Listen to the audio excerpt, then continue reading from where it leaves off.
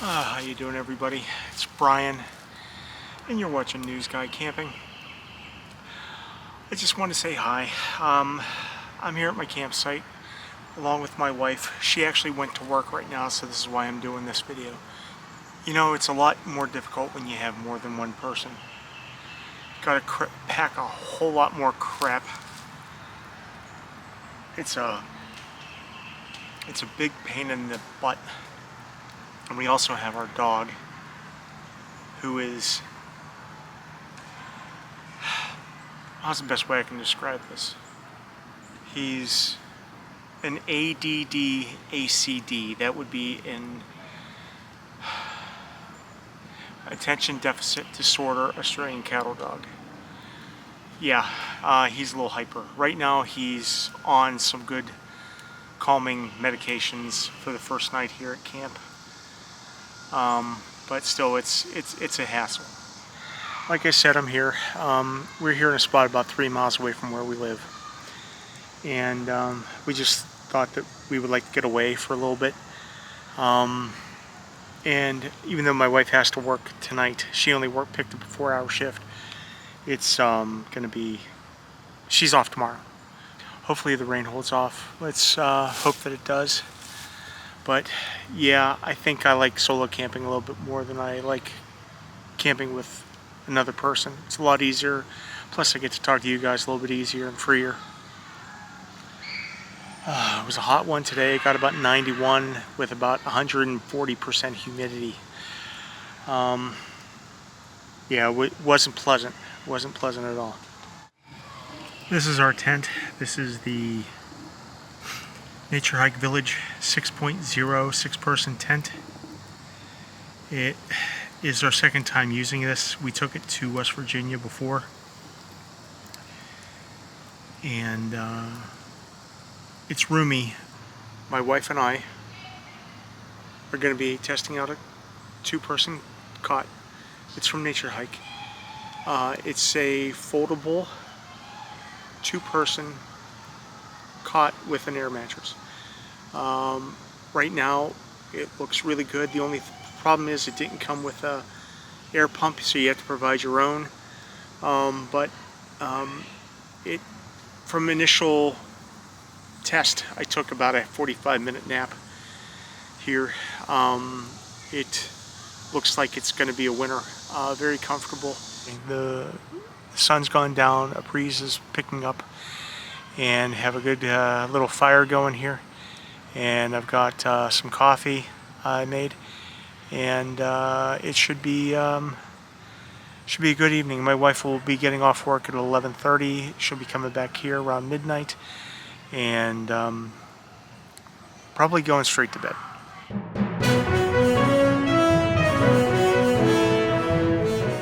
Covered a pretty interesting event, and I can't remember what it was. I was sent to cover a press conference about a nurse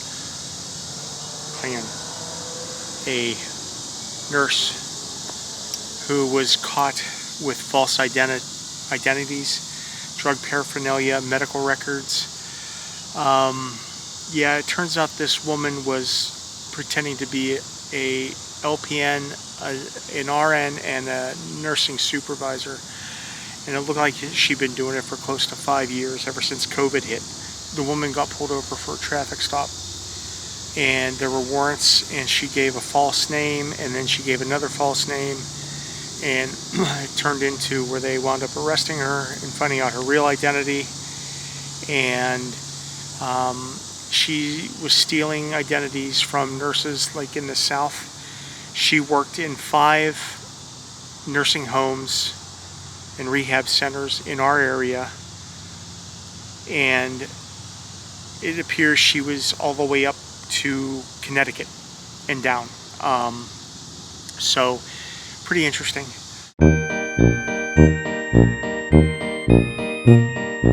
A couple weeks ago I mentioned that I met Alice Cooper. I'll mention somebody else that, actually 2 people that I met, Alton Brown and Giada De Laurentiis. Alton Brown, if you're not aware, is a cook, chef. He was on the Food Network. He also did cinematography for a living before he became interested in food and cooking, and so he took his love of cinematography and melded it into with his cooking program, Good Eats, and he is amazing. If you ever get a chance to watch any of his old shows, they're fantastic. When I was in Cleveland again, there was they had the Cleveland Convention. It's a cooking show, and it's in the IX Center, which is huge. They used to make Sherman tanks there. It's incredibly huge, so they have a lot of conventions in it. We're doing live shots on a weekend morning again, and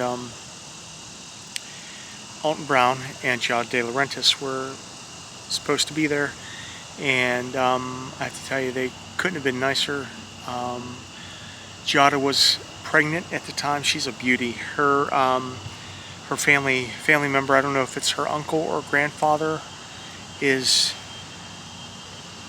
Dino De Laurentiis. I think he did the remake of King Kong too, if I'm not mistaken.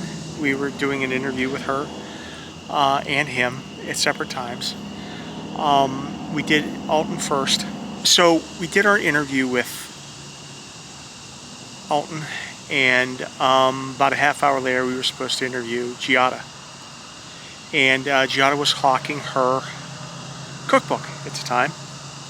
And excuse me one second.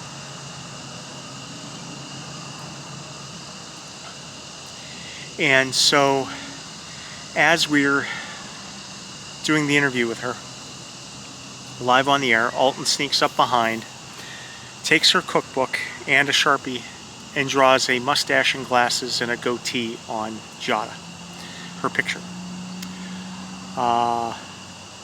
And he signed it with love, Alton Brown. And when she grabs the book to show her book, her on the cover, her picture has her all defaced, all graffitied up, and it was kind of funny. You could tell they have a really good relationship by the way they would play pranks on each other and tease each other and everything. Nothing really major happened, although Giada was about 6 months pregnant at the time. She had a very, I don't want to say revealing, but it was a tight-fitting maternity top on, and I had to put a microphone on her, and I was finding it very difficult to put the microphone on her and not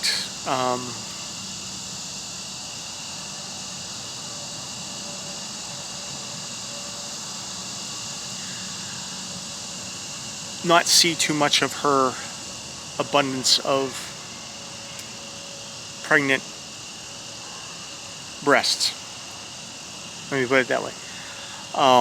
So I have a lavalier mic and I'm trying to pin it on her and I'm stopping, and she just laughs and she goes, here, and she just pushes her chest out, and I'm like, oh God.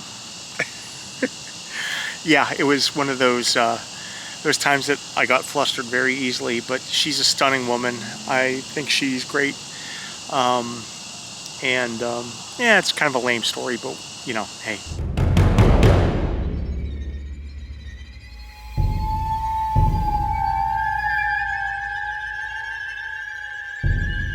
Well, good morning, everybody. It's 8 o'clock on Saturday morning.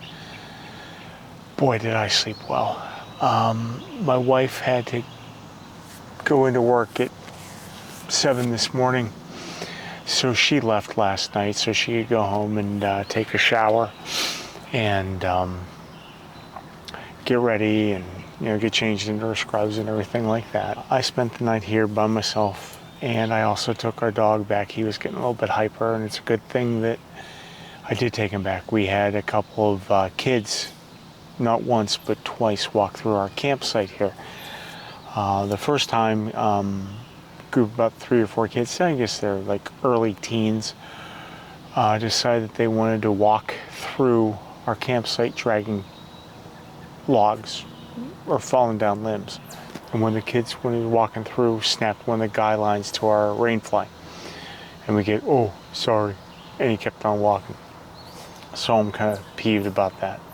And a second time, about 3 hours later, another group of kids, probably preteen, came just walking right through our campsite, right down past my car, down in between our car and where my wife and I were sitting, and we're like, what the hell? Why would you guys even think this is okay? There's paths all over the place. But I guess the most direct and quickest route was right through where we were sitting out enjoying the evening last night. So I'm kind of miffed about that, and I don't know if it's just the clientele that was here, or if parents just don't tell their kids, don't come through spaces where other people are. So, yeah, I'm kind of miffed about that. Today the weather's going to turn to crap around noon, 1 o'clock.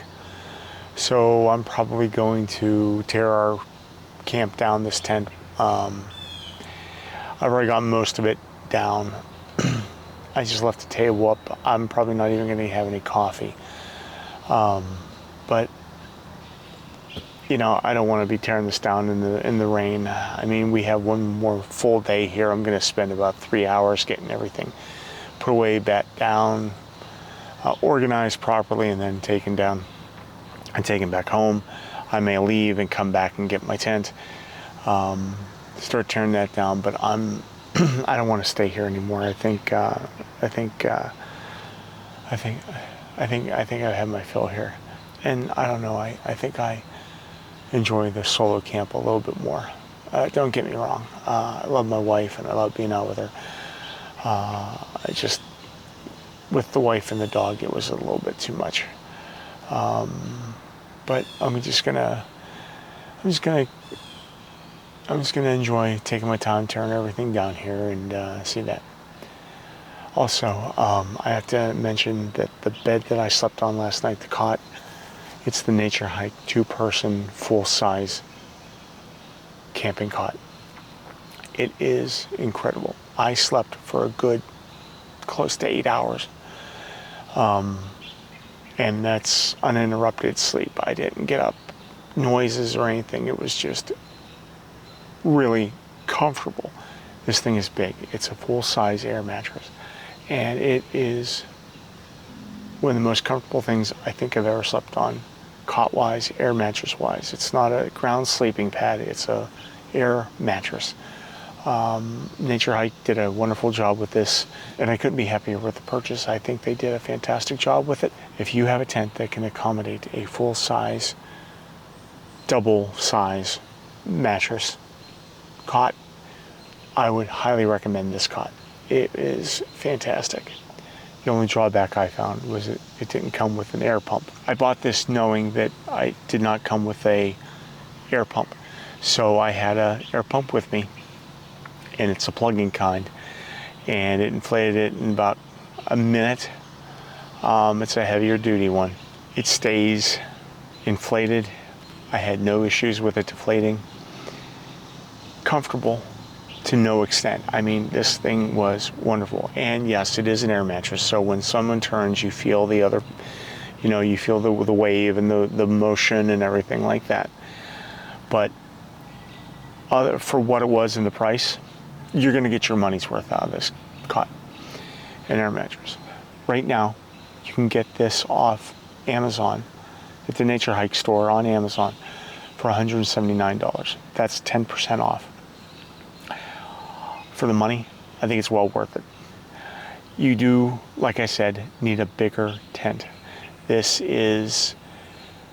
tent I'm in right now is the Nature Hike 6.04 person tent, and it's not big enough to handle the full-size cot plus gear plus another person plus a dog. I will tell you though, however, that my wife, myself, and our 70-pound Australian cattle dog all slept on this all night, our first night here, and we had no problem. My wife is shorter than I am, and I'm 6'3", I'm 224 pounds, so I lost 3 more pounds since my last video. Like I said, I'm 6'3", my wife's about 5'5". It was fantastic. It kept us all comfortable. It is a really competent mattress.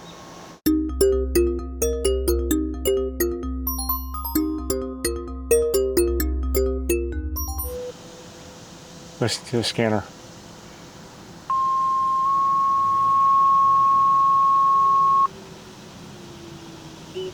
281 Hickory Square Road, Lower Tyrone Township. House on fire. They are attempting to evacuate. Unknown if someone was back in the residence. FDO4. Sounds like we have a house fire going on. Station 7. Station 8. Response structure fire. 281 Hickory Square Road, Lower Tyrone Township. Reporting the house is on fire. They were advised to evacuate. FDO4. Let's hope that the people are able to get out of their house okay. FDO4. It's coming over as a possible entrapment. I don't know if that's actual. There's a little bit of a delay from what is coming over to what is actually happening. So this is like 4 minutes behind. Well, I hope everything works out okay for the family and their house, and there's little to no damage.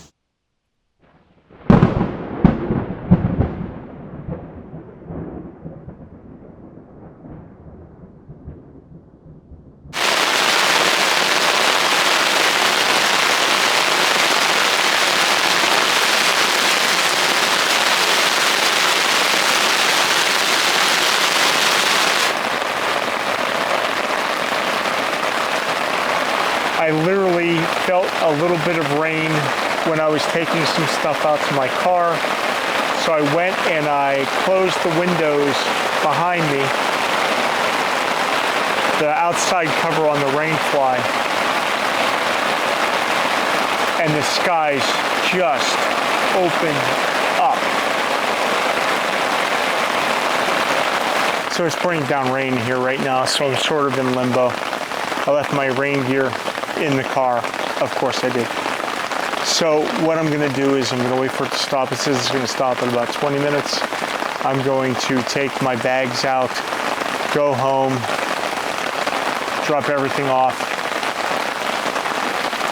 And in the meantime, I'm gonna leave the tent and the cot here inside and come back when the rain is supposed to end for good today. I have to say, where we stayed, Foxton Acres is a really nice place. Well run, well maintained. It does cater more to the RV camper genre, and hey, that's fine. I mean, you know, this was 3 miles from my house. I figured that I'd really like to see, you know, how it is, and it's nice. There's a spot up at the very top up here that I think we would have been a lot better at because we're the only tent campers here. I don't know what we're yelling about! Loud noises! As a professional news videographer, photojournalist, however you want to describe me, idiot, I cannot stand when people on YouTube, wherever you're doing it, do an interview with somebody, or they'll talk to the camera like I'm doing, and they're doing this, and they're holding it like this. This is a lavalier microphone. It has a clip. If you're talking to the camera, don't hold it like it's a stick mic. Don't do an interview. Hey, what's your thought on blah, blah, blah? Don't do that. Get something like this.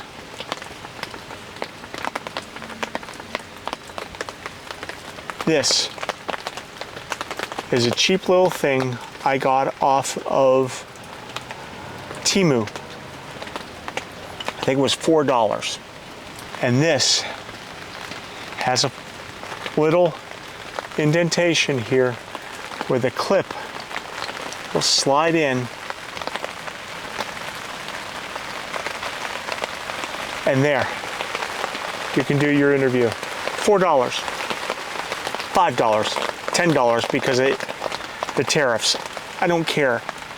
Utilize it. Get one. Also, if you have the opportunity, get one of these. See that? That's a clip-on lavalier microphone. All right? It will plug in to the lavalier microphone right here, or right here.